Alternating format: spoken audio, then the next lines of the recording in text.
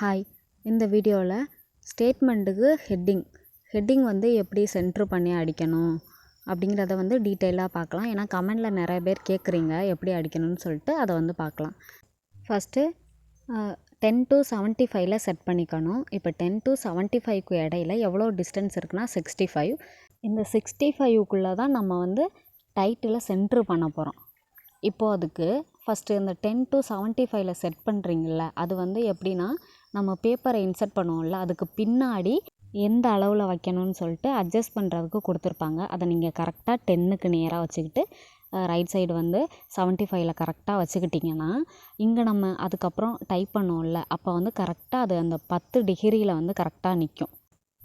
10 டிகிரியில் ஸ்டார்ட் பண்ணி 75 டிகிரியில் கரெக்டாக வந்து நிற்கும். அதுக்கு மேலே நம்மளால் டைப் பண்ண முடியாது.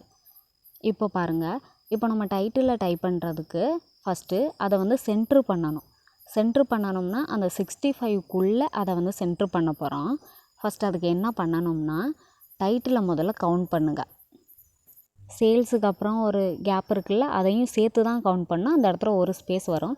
மொத்தமாக ஒவ்வொரு லெட்டரையும் கவுண்ட் பண்ணால் 13ன்னு கிடைக்கும். இப்போது இந்த 13 லெட்டர்ஸை தான் நம்ம வந்து 10 to 75க்குள்ளே சென்ட்ரு பண்ண போகிறோம். அதுக்கு நடுவில் உள்ள டிஸ்டன்ஸு 65. அதனால் ஃபஸ்ட்டு என்ன பண்ணுங்கள், 65லேருந்து 13 மைனஸ் பண்ணுங்கள். மைனஸ் பண்ணால் 52ன்னு கிடைக்கும்.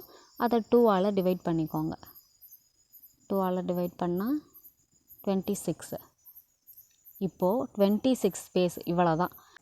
இப்போ நம்ம கரெக்டாக 10 டிகிரியில் வந்து வச்சுருப்போம். அதுலேருந்து 26 ஸ்பேஸ் விட்டு இந்த சேல்ஸ் ப்ரொசீட்ஸுங்கிறத டைப் பண்ணணும். அவ்வளோதான். இதான் வந்து டைட்டிலை சென்ட்ரு பண்ணுறதுங்கிறது. இதை வந்து ஃபுல்லாக கேப்ஸில் தான் வந்து டைப் பண்ணணும். 26 ஸ்பேஸ் விட்டு அதை கரெக்டாக அது அந்த ஸ்கேலில் பார்க்குறப்போ 36 அதில் வந்து நிற்கும். நம்ம ஏன்னா 10லேருந்து தானே எடுத்துக்கிறோம். அப்படிங்கிறப்போ பார்க்குறப்போ அந்த இடத்துல 36ல் வந்து நிற்கும். நீங்கள் அதெல்லாம் யோசிக்க தேவையில்லை. 26 ஸ்பேஸ் கரெக்டாக 10லேருந்து 26 ஸ்பேஸ் தள்ளி டைட்டிலை டைப் பண்ணுறது தான். இன்னொரு ஸ்டேட்மெண்ட்டும் பாருங்கள். இந்த ஸ்டேட்மெண்ட்டில் எப்படி டைட்டில் வந்து சென்ட்ரு பண்ணணும் அப்படிங்கிறத பாருங்கள். ஃபஸ்ட்டு 10 to 75 எப்போதும் போல் அந்த பேப்பரை இன்சர்ட் பண்ணுவோம்ல, அதுக்கு பின்னாடி உள்ளதை அட்ஜஸ்ட் பண்ணி கரெக்டாக வச்சுக்கோங்க.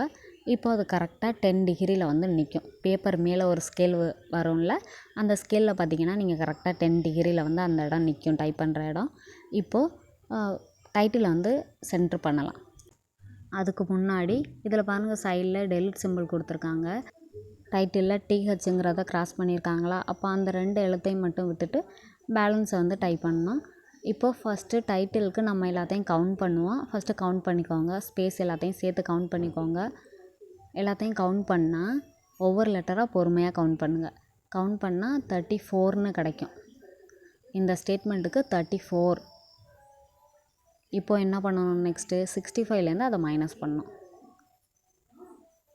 மைனஸ் பண்ணால் 31. இப்போ இந்த 31 2ஆல் டிவைட் பண்ணுங்கள். ஏன்னா நம்ம வந்து அதை சென்ட்ரு பண்ண போகிறோம்ல, அதனால தான் வந்து 2ஆல் டிவைட் பண்ணுறோம்.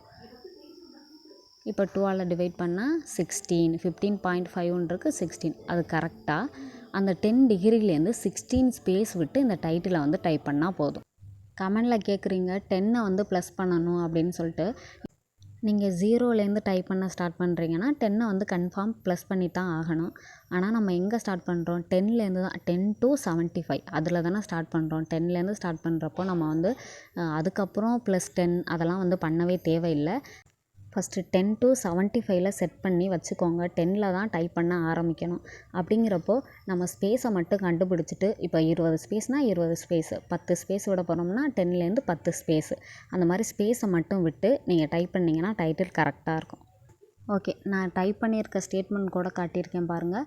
இதில் வந்து கால்குலேஷன் உள்ளே போடுறது வந்து சரியாக தரல அப்படின்னு சொல்லிட்டு கேட்குறீங்க. அதை வந்து ஒரு தனியாக அடுத்த வீடியோவில் வந்து பார்க்கலாம். ஓகே, வீடியோ பிடிச்சிருந்தா வீடியோக்கு ஒரு லைக் போட்டுக்கோங்க. சப்ஸ்கிரைப் பண்ணாதவங்க சப்ஸ்கிரைப் பண்ணிக்கோங்க. Okay, thank you.